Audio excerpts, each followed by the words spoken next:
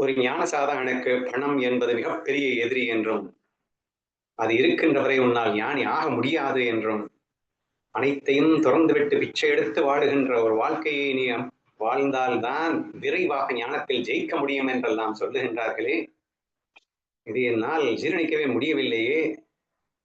ஏன் பணம் அத்தியாவசிய தேவைக்காக மட்டும் நாம் வைத்துக்கொண்டு நாம் ஞான ப்ராசஸை செய்ய முடியாதா? அப்படி நான் ஞானியாக கூடாதா என்ற ஒரு கேள்வி கேட்டால் அதற்குண்டான பதில் என்ன என்பது இன்றைக்கான கேள்வி. ஃபர்ஸ்ட் கேள்வி நல்லா புரிஞ்சுக்கோங்க. ஆக்சுவலா தத்துவத்திலிருந்து உச்சகட்ட தத்துவத்திலிருந்து பார்த்தீங்க அப்படின்னா, இங்க அறியாமை என்பதே இல்ல. So we cannot discuss it now. இப்ப அந்த கொஸ்டினுக்குள்ள போக முடியாது. ஞானிக்கு அப்படின்னு எடுத்துக்கிட்டீங்கன்னா, அங்க பணம் இருக்கிறதும் ஒண்ணுதான், இல்லாம இருக்கிறதும் ஒண்ணுதான். there's no difference between கோடிக்கணக்குல இருக்கிறதும் சரி, ஜீரோவா அவன் இருக்கிறதும் சரி, அவனை பொறுத்த வரைக்கும் அவன் கண்ணுக்கு ஒரு டிஃபரன்ஸும் தெரியாது என்பதை புரிந்து கொள்ளுங்கள். கல்லையும் மண்ணையும் பொன்னையும் ஒன்றாக மதிப்பான் அப்படிங்கிற ரேஞ்சுக்கு அவர் பேசியிருக்காரு Gnanadevar. So we are not discussing about that. இப்போ அந்த ஞானி ஆயிட்ட அப்படின்னு சொன்னா there is no questions at all and conditioned. சரியா? அவன் எப்படி வேணா இருக்கலாம். அவன் 100 ரோல்ஸ் ராய்ஸ் காரை கூட வச்சிருக்கலாம், அல்லது பிச்சை எடுத்துட்டும் வாழலாம். So let us not discuss about that. இப்ப கேள்வி என்னன்னா, நீ ஞானி ஆகணும்னா நீ இந்த மாதிரி இருக்கணும் அப்படின்னு சொல்றாங்களே, ஏன் வேற மாதிரி என்னால வாழ முடியாதா? அத்தியாவசிய தேவைக்கு மட்டும் வச்சுக்க கூடாதா என்ற ஒரு கேள்வி கேட்கப்பட்டது. இதுக்கு எப்படி சொல்றதுன்னு தெரியல. எனிவே 2 விதமா வேணா பிரிச்சுக்கோங்க. அதாவது இஃப் யூ ஹேவ் அ மோக்ஷ முமுட்சுத்துவம் அப்படின்னு சொல்லுவாங்க. அதாவது மோட்ச இச்சை. எனக்கு ஞானி ஆகியே ஆகணும். இக்கணமே நான் ஞானி ஆகணும். மணந்தால் மகாதேவன், இல்லையேல் மரணதேவன் அப்படின்னு சொல்லுவாங்க இல்லையா? இந்த கணத்திலேயே நான் பிரம்மமான இல்லைன்னா நான் வாழ விரும்பலைங்க, நான் செத்து போறது கூட தயாரா இருக்கேன் என்ற அளவிற்கு நீ மோட்ச தாகத்தில் இருக்கின்றாயா அப்படிங்கிறவருக்கு ஒரு பதில் சொல்ல வேண்டியது இருக்கு. இல்ல நான் கிரம மார்க்கமாக எனக்கு படிப்படியா மெதுவா ஒரு சில ஜென்மங்கள் கழிச்சு கூட நான் ஞானி ஆயிக்கிறேன். ஆனா ஞானி ஆகணும். அவ்வளவுதான் எனக்கு மோட்சதாக இருக்கு. எனக்கு இப்பவே இந்த கணத்திலேயே எனக்கு ஆகணும்லாம் ஒண்ணும் ஆசை இல்ல. அப்படின்னு நினைக்கிறவங்களுக்கு நம்ம வேற பதில் சொல்ல வேண்டியது இருக்கு. ஸோ ஃபர்ஸ்ட் நான் கிரமமாக நான் படிப்படியாக வர விரும்புகிறேன் அப்படின்னு நீங்க சொன்னீங்க அப்படின்னா, நீங்க அத்தியாவசிய தேவைக்கு மட்டும் வைத்துக் கொள்ளுங்கள்.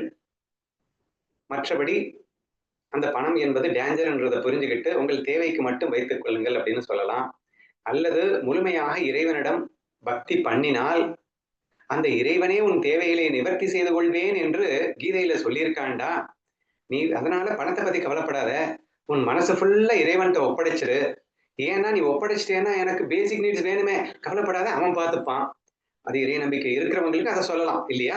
அப்போ இறைவனை முழுசா நம்பிட்ட அப்படின்னா உன் குடும்பம் மொத்தத்தையும் அவன் பார்த்துப்பான். அதனால கவலைப்படாம நீ இறைவனையே நம்பி வாடு என்று சொல்லி அவனையும் சமாதானப்படுத்தி விடலாம். சரி, இப்போ நான் என்னுடைய இந்த ஆன்சரை மட்டும் கொஞ்சம் எலாபரேட்டாவே சொல்லிடுறேன். மோட்ச இச்சை கணமே நான் ஞானியாக வேண்டும் அப்படின்னு நினைக்கிறவனுக்கு நம்ம என்ன சொல்ல வேண்டியது இருக்குன்னா, ஆம் என்று பதில் சொல்ல வேண்டியது இருக்கு. ஆமப்பா, பணம் என்பது யமன், பணம் என்பது விஷம், பணம் என்பது கொடிய நோய். அது இருக்கிற வரைக்கும் உன்னால ஒரு ஸ்டெப் கூட ஞானத்துல வைக்க முடியாதா என்ற அந்த பதில் உண்மையே என்று நாம் சொல்ல வேண்டும். ஏன் ஐயா அப்படி சொல்லிட்ட அப்படின்னு கேட்டீங்கன்னா, ஏங்க, ஆசை அழித்தால் தான் நீ ஞானி ஆக முடியும். வெரி பேசிக் லா, எல்லாருக்கும் தெரிஞ்ச ஒரு லா. அந்த ஆசை என்பது பணம் விளக்கும் போது அழிப்பதற்கு மிக எளிது. தலைக்கு மேல பணம் வச்சிருந்தேன்னா ஆசை அதிகரித்துக் கொண்டே நான் செல்லுமே தவிர ஆசையை குறைப்பது என்பது மிகவும் கடினம். இந்த ப்ராசஸ் சொல்றேங்க. தலைக்கு மேல பணம் வச்சிட்டு இருக்கிறவன் ஆசை எடுக்கிறது ஈஸியா, பிச்சை எடுத்து வாழ்ந்துட்டு இருக்கான். அவன்கிட்ட போயிட்டு ஆசை எடுக்கணும். 2 பேருக்கும் ப்ராசஸ் கொடுக்குறேங்க. சரியா? புத்தர் மாதிரி படினாத்தார் மாதிரி ஆயிடுவாங்களா எல்லாரும்? தூக்கி எல்லாத்தையும் போடுறா, எல்லாத்தையும் குப்பையில போடுறான்னு போட்ட மாதிரி போட்டுட்டு அவன் பாட்டுக்கு பிச்சை எடுத்துட்டு போனானே, அந்த திறன் இருக்கணும். அது வேணும். அப்போ அது அவங்களுக்கு புரிஞ்சுது. அந்த அளவுக்கு மெச்சூரிட்டி எல்லாருக்கும் வந்துராது. ஆனா நீ ஏற்கனவே பிச்சை எடுத்துட்டு இருக்க. அப்போ புத்தரையும் பட்டினத்தாரையும் காட்டி, டேய், அவனுங்களே பிச்சை தாண்டா எடுத்தாங்க. ஏன்னா பிச்சை எடுத்தாதான்டா வேகமா ப்ராசஸ் பண்ண முடியும். அது டேஞ்சர்ரா. டேஞ்சருக்கு ஏன்டா ஆசைப்படுற? நீ மோட்சத்துக்கு ஆசைப்பட்டவன்டா என்று நம்ம அவளை என்கரேஜ் பண்ணும்போது, ஐயோ இறைவனா பார்த்து என்ன பிச்சை எடுக்கிற நிலைமையில வச்சிருக்கான், ரொம்ப தேங்க்ஸ்டா கண்ணா என்று நான் சுலபமாக அந்த பிச்சை சூழலை ஆனந்தமாக ரசிக்க ஆரம்பித்து விடுகின்றேன். அது எனக்கு ஈகோவை டெஸ்ட்ராய் பண்ணி என்னுடைய ஆசைகளை மட்டுப்படுத்தி என்னுடைய ப்ராசஸ வந்து மிக விரைவாக அதிகப்படுத்துகிறது என்பதில் மாற்று கருத்தே இல்லை என்று சொல்லலாம். ஏங்க இந்த ஆசை, அந்த ஆசை, அந்த ஆசைன்னு 100 ஆசை இருக்கலாங்க. ஆனா அத்தனை ஆசைக்கும் வேறாக இருப்பது பணத்தாசை என்பது உங்களுக்கு புரிகிறதா? ஏன்னா எந்த ஆசை நிறைவேற்றணும்னாலும் பணம் வேணுங்க. பணம் இருந்தா தானே எந்த ஆசையும் நிறைவேறும். ஆனா பணத்தையே அழிச்சிட்ட அப்படின்னு சொன்னா எல்லா ஆசத்தையும் வேரோடு வெட்டி சாய்க்கின்றதற்கு சமம் அப்பா. therefore it is the most powerful விஷயம். அவங்க சொன்னது சாதாரணமா எடுத்துக்கணும்னு அவசியம் கிடையாது. கரண் கீதையில சொல்றான்.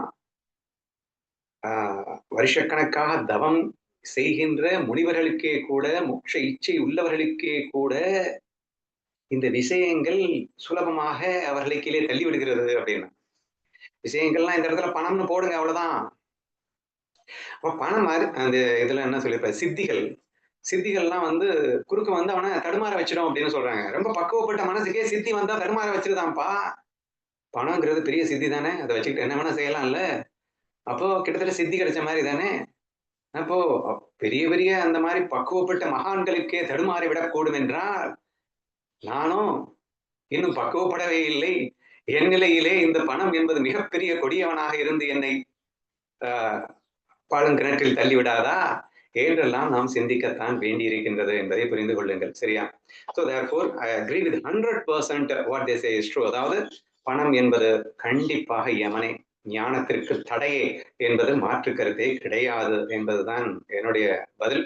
பட் எனவே அவங்களுக்கு ஒரு கன்வின்சிங்கா இருக்கணும் அப்படிங்கிறதுக்காக சொல்லணும் அப்படின்னா, மனமா சூழலா அப்படிங்கிற கிளாஸ ரொம்ப ஸ்ட்ராங்கா அவங்க கேட்டாங்க அப்படின்னா, சந்தோஷம், சுகதுக்கம் என்பது பணத்தாலா அல்லது உன் மனத்தாலா என்று அவர்கள் புரிந்து கொண்ட முயற்சித்தால், மனம் நினைத்தால், ஒரு கணம் நினைத்தால் எந்த சூழலிலும் ஆனந்தமாக வாழ முடியும் என்ற அந்த ஒரு வைராகியத்தை அவனால் வளர்த்துக் கொள்ள முடியுமே. ஆனால் இன்ஃபேக்ட் லைஃப்ல த்ரில்லு கிக்குன்னா எதுவுமே இல்லாம சந்தோஷமா வாழ்ந்து காட்டுவண்டா என்ற ஒரு வைராகியத்திற்குள் அவனால் வர முடியுமே. ஆனால் எல்லளவும் பணம் இல்லாமல் பிச்சை எடுக்கும் நிலையிலும் கூட ஆனந்தமாக வாழ முடியும் என்ற ஒரு விஷயத்தை புரிந்து கொண்டால் it's not a big thing அப்படின்னு சொல்ல வரேன். என்னமோ அது என்னப்பா பேசிடலாம்ப்பா, அதுக்காக எல்லாத்தையும் விட்டுட்டு பிச்சை எடுக்கிற நிலைமையில வாழ சொல்றியேப்பா, நடக்கிற இதெல்லாம் ரொம்ப ஈஸிங்க. என்னங்க பெரிய விஷயம்? ஜஸ்ட் ஒரு சின்ன அண்டர்ஸ்டாண்டிங் தானே. ஒரு விஷயம் தெரியுமா? இப்பயும் நான் வந்து பொதுவா எல்லார்கிட்டயும் எங்க க்ளோஸா பழகுறவங்ககிட்ட எல்லார்கிட்டயும் சொல்ற விஷயம் என்ன தெரியுமா? Prepare to take a break. அவன்கிட்ட கோடிக்கணக்குல பணம் இருந்தா கூட, டேய் பணம் இருக்கு அப்படிங்கிறதுக்காக நீ ரிலாக்ஸ்டா இருந்தேன்னா தட் இஸ் நாட் எ ஞானம்.